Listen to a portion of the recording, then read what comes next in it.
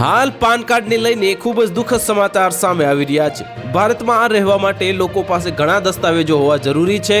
આ દસ્તાવેજોમાં PAN card પણ એક ખૂબ જ મહત્વપૂર્ણ દસ્તાવેજ છે। બેન્કિંગ સંબંધિત તમામ કામ માટે તમારે પાન કાર્ડની જરૂર છે। જો તમે ઇન્કમ ટેક્સ રિટર્ન ફાઇલ કરવા ઈચ્છો છો તો પણ તમારે પાન કાર્ડની જરૂર પડશે। ભારતમાં પાન કાર્ડ બનાવવા અંગે કોઈ પણ પ્રકારનું પ્રતિબંધ નથી। કોઈ પણ વ્યક્તિ પાન કાર્ડ માટે અરજી કરી શકે છે। ભારતમાં પાન કાર્ડને લગતા નિયમોમાં તાજેતરમાં ફેરફાર કરવામાં આવ્યો છે અને સરકારે પાન 2.0 પ્રોજેક્ટ શરૂ કર્યો છે, જે અંતર્ગત હવે લોકોને હાઈટેક પાન કાર્ડ આપવામાં આવશે। પરંતુ શું દરેક વ્યક્તિ માટે આ પાન કાર્ડ બનાવવું જરૂરી બનશે?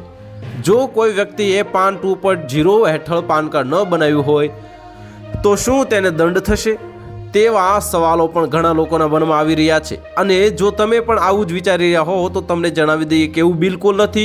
સરકાર દંડ લગાવે આ અંગે માહિતી આપતા સરકારે કહ્યું છે કે જેમની પાસે પહેલાથી જ પાન કાર્ડ છે તેમને પાન 2.0 હેઠળ નવા પાન કાર્ડ માટે અરજી કરવાની જરૂર નથી।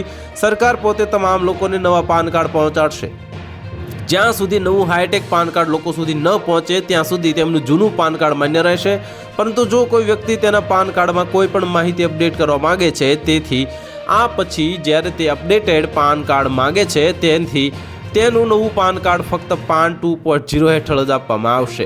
તો હાલ માટે આટલું જ। મળીશું નવી અપડેટ સાથે। જો તમને અમારા વિડીયો પસંદ આવતો હોય તો વિડીયોને લાઇક કરી દેજો, ચેનલને સબસ્ક્રાઇબ કરી બાજુમાં આવેલા બેલ આઇકનને દબાવી દો, જેથી તમને આવા સમાચારની અપડેટ મળતી રહે।